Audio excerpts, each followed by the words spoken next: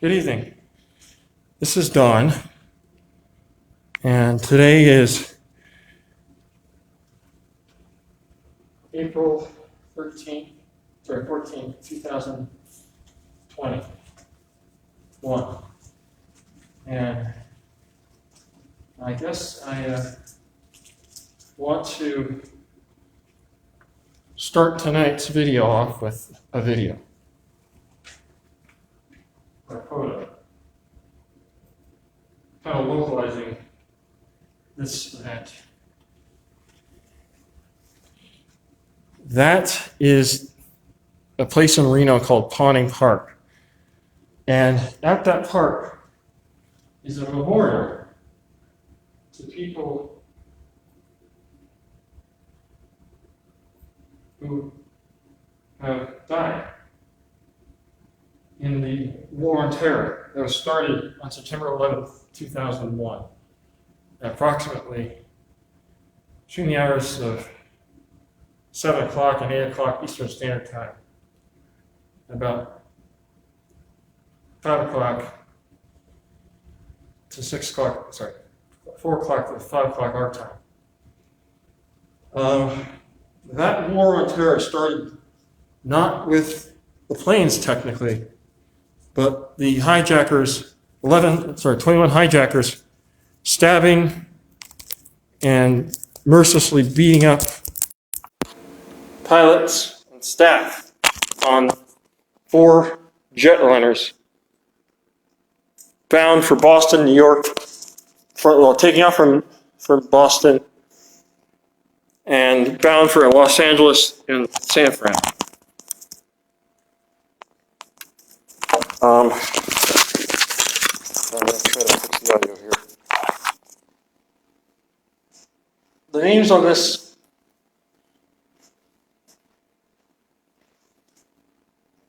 one kind of has a special meaning to me.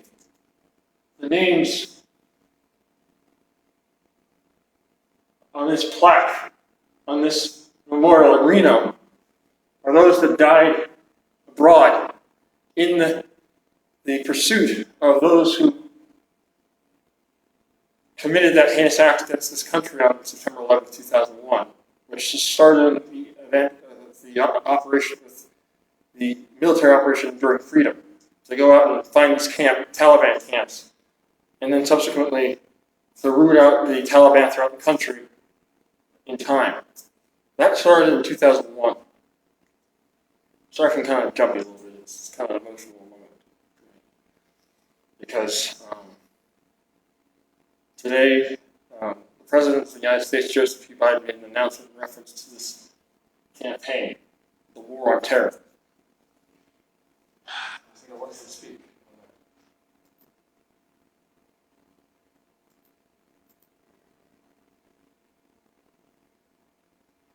President Biden announced the U.S. will begin removing troops from Afghanistan on May 1st and complete removal by September 11th, the 20th anniversary of the 9/11 attacks on the U.S. He made the announcement in the White House Treaty Room, the same room where in 2001, then President Bush announced military action against the Taliban. I'm going to let C-SPAN speak for a second. The president, before he did this, called the president of Afghanistan, Mr. Afghani, beforehand. So, and had a talk about what he was planning to say today. Speaking today in Roosevelt the Treaty Room in the White House, the same spot where on October of 2001, President George W. Bush informed our nation the United States military begun strikes on terrorist training camps in Afghanistan. It was just weeks after the terrorist attack on our nation, we killed 2,000. Now, why? 77 innocent souls. That turned Lower Manhattan into a disaster. Destroyed part of the Pentagon. Hang on. Shanksville, Pennsylvania. Shanksville, Pennsylvania. It sparked an American promise that we would never forget. Went to Afghanistan in 2001 to root out Al-Qaeda. Prevent future terrorist attacks against the United States. I do forget, we went after Al-Qaeda. It was our primary target, since Al-Qaeda was the group that attacked us on September 11th at home, and the Taliban was the government or the group that basically cultivated and supported the Al-Qaeda effort led by the now deceased Osama bin Laden, who was killed in 2011 by the SEAL team incursion in Pakistan. President Obama asked me to travel to Afghanistan and report back on the state of the war in Afghanistan. I flew to Afghanistan to the Kunar Valley, a rugged mountainous region on the border of Pakistan. What I saw on that trip reinforced my conviction that only the Afghans have the right and responsibility to lead their country, and that more and endless American military force could not create or sustain a durable Afghan government. I believe that our presence in Afghanistan should be focused on So, why the speech is critical is that his predecessor, President Trump, had begun talking and begun reaching out to the Taliban in a process with the peace talks to eventually allow the American forces and coalition forces to try to lead the military operations to the Afghan military, which has been, I don't know how to characterize this without sounding unopinionated, but it's been disastrous at best, if not ill-fated or not successful. Think about that. We delivered justice to bin Laden a decade ago, and we've stayed in Afghanistan for decades since. Since then, our reasons for remaining in Afghanistan have become increasingly unclear, even as the terrorist threat we went to fight. Wow. Over the past 20 years, the threat has become more dispersed. Attack. You get the gist of what the president's saying. I'm going to link to this later on. What President Biden is basically saying is the mission, military mission as we see it, is over, at least for the time being. And the goal is that by September 11th, the only military forces in Afghanistan will be a small contingent amount of forces, and basically the forces at the U.S. Embassy in Kabul. Just to remind everyone, what is Afghanistan? This is Afghanistan. Afghanistan has a lot in common with Nevada, in a funny way, because its climate and its terrain is very similar to Nevada. Early in the war of terror, many ops teams would come to Nevada military bases to prepare for training out here for there, because it's a high altitude, dry location. And sparsely and very rural, and mostly undeveloped, simply because of years of civil war, a decentralized government structure and society, and it's actually pretty remote from all other major powers to a degree. It's also it's literally in between Pakistan, Iran, and parts of the former USSR, or Soviet bloc, which kind of also makes it a uniquely valuable spot and a middle point for those who wish to try to capture it, which has ranged from the Russians, the British, and us for briefly.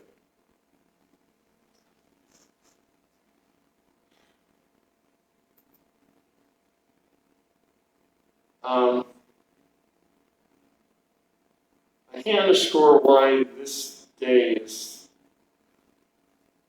such a big deal to me. Because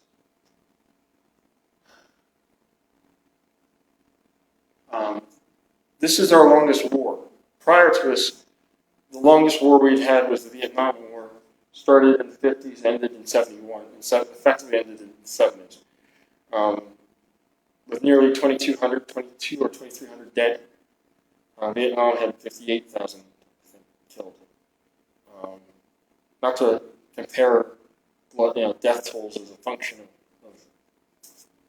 of measure, but this war has been a very long and painful one.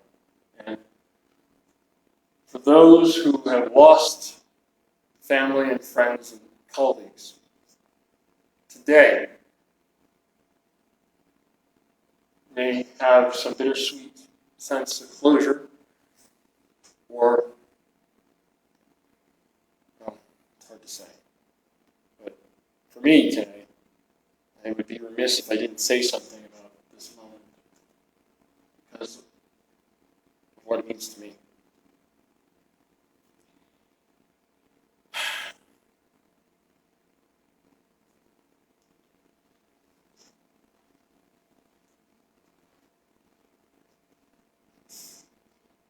Doesn't mean victory, precisely. It just means it's the beginning of the end. Now, I wouldn't be doing a political video without talking about the political elements of this whole battle. And one of the issues, I'll just put this in the background, because the military mission did end under the Obama administration. We pulled out for the most part in an active, aggressive role, which we played a highly aggressive role with our Nevada National Air Guard on the southern end of the state, the Predator Wing, which operates the Predator drones. And also there was a Predator drone base that was conducting strikes against members of the Afghanistan, members of the Taliban and Al-Qaeda leadership, which proved pivotal in trying to change the course of the battle during this campaign. And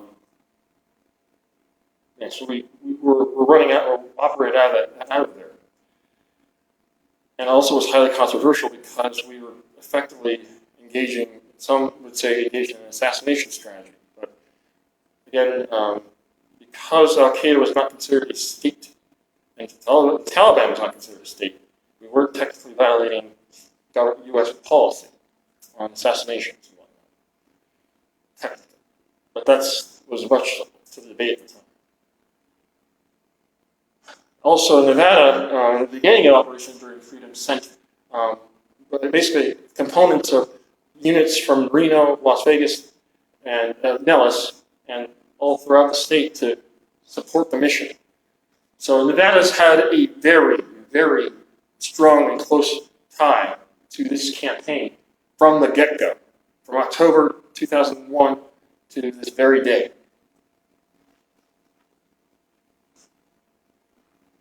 And part of why this is a controversial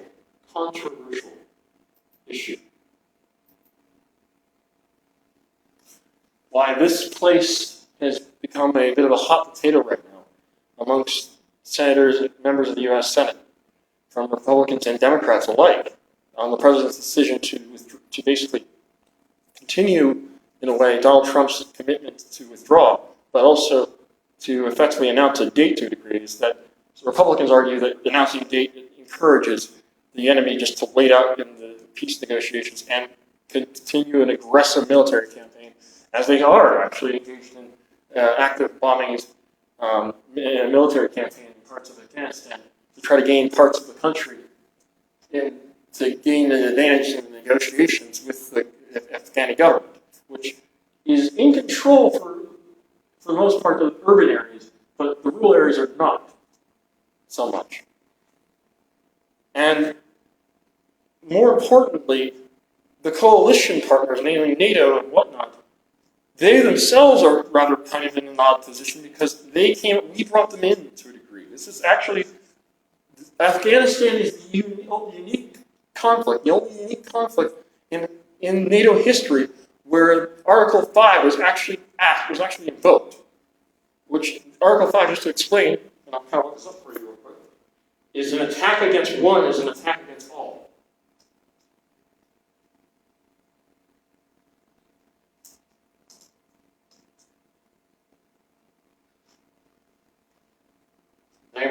And that's why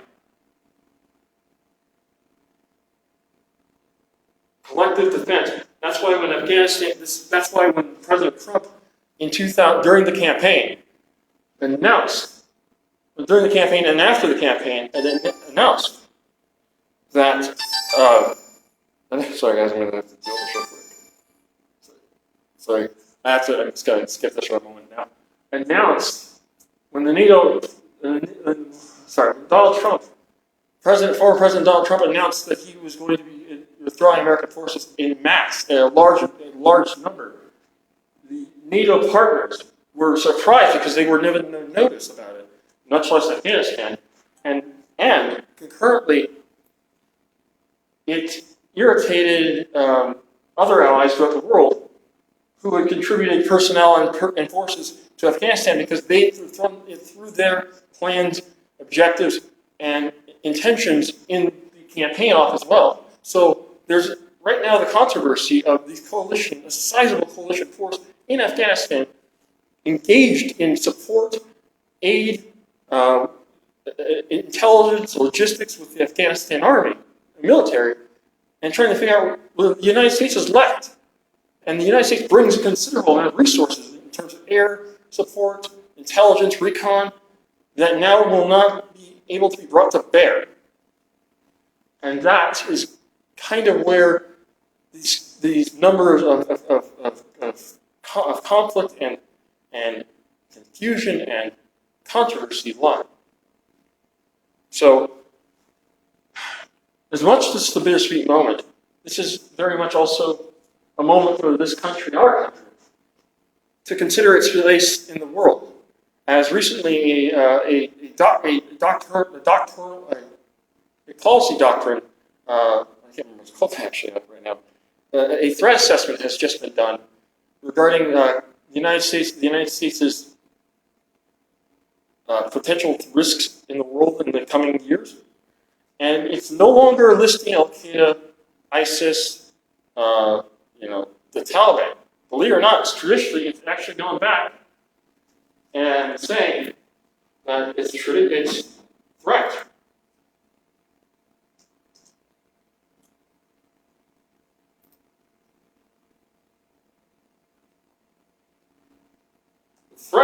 Its major threats again are Russia, China, North Korea, Iran,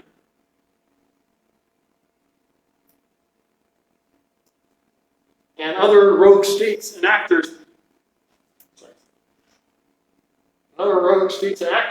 Who are trying to take advantage of the United States' moments of being focused on smaller targets, so to speak. And so, effectively, President Biden's pitch in his speech was by getting out of Afghanistan, it will allow the United States to refocus its concerns in the global theater to rising powers and actors who seek to potentially cause harm to our Democratic allies in Europe, or Democratic allies throughout the world, in Africa, or in South America, or in Asia, to cause disruption to trade, the current global order in business, trade, finance, and human rights. So that is part of why the president's argument of why we're withdrawing from Afghanistan is key. It's a recalibration of American resources and assets. But again, it remains to be seen at this time to his opposition, the Republicans, that will be a viable idea. But even some Democrats, moderate Democrats, are not happy with it. Senator Jeanne Shaheen was kind of lukewarm about it and gave kind of some non-committal yet supportive answers in regards to the withdrawal yesterday, I understand, in the Senate and on media, on global media. But also, Afghanistan is kind of a thorny issue for some because there's been so much money invested, and also the concern of what do we do about the gains we've made in Afghanistan. There's much to be said that what we've done for the government of Afghanistan is help keep them going. We advanced by our presence in Afghanistan. We've improved women's rights, education, standard of living, infrastructure, and now by leaving, potentially could be risking that to befall again and be destroyed by the Taliban, which has a very, or you could say, fundamentalist view. You couldn't say it, they do have a fundamentalist view of Islam, which eschews a lot of modern conventions and believes in a lot of, let's just say it's not. It's definitely in contrast to Western thought and the current standing of life in Afghanistan now. And so the question remains now: what happens? So, the reductions will start May 1st from, I think it's 4,000 to try to get to 1,000 by summer, and then by September 11th, it realistically should be. And I didn't pull up the map on that, so I apologize on this. I will try to link to that when I go to some YouTube later this week. This is going to be a later this week project. So essentially, it's going to be a gradual withdrawal of troops from this theater of combat. We will keep a force in Kabul, but otherwise, you'll likely see the only forces that we'll have left, will be either advisors or potentially Air Force at Diego Garcia down here. Or maybe a carrier group that's kind of sitting around here, maybe at best. Well, not best, but that's kind of the part of bits and pieces of elements you may see in the theater. Otherwise, we will not be in the theater in large scale unless something changes drastically or radically to the point where, as I understand, what would necessitate that change isn't so clear at this time. But it appears that President Biden is intent on carrying out a withdrawal from Afghanistan. I'm sorry if it sounded really confusing, but again, that's kind of what I've read and drawn from data and information on this, because effectively the administration, the Biden administration, is for all intents and purposes, from on record and off the record conversations I've read on multitude of media, they are intent on carrying out this policy, which is ironically as it is a Trump era carryover, which was highly unpopular at the time, but right now it's where the country's at.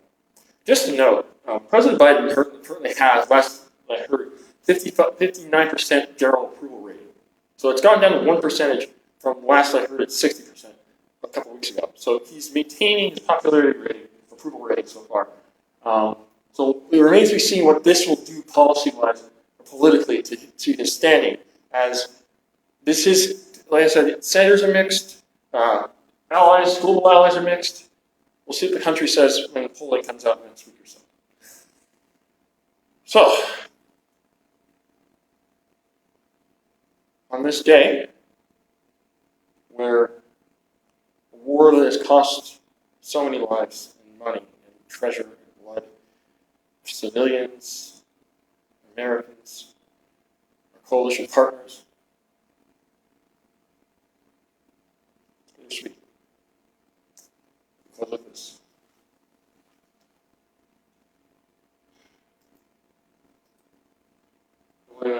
Don't let anyone ever tell you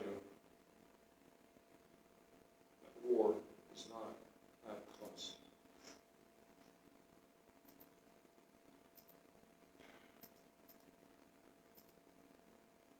It does. Ladies and gentlemen, let's not add, hopefully, our hope is that that plaque does not get any more names added to it between now and September 11th, 2021. So,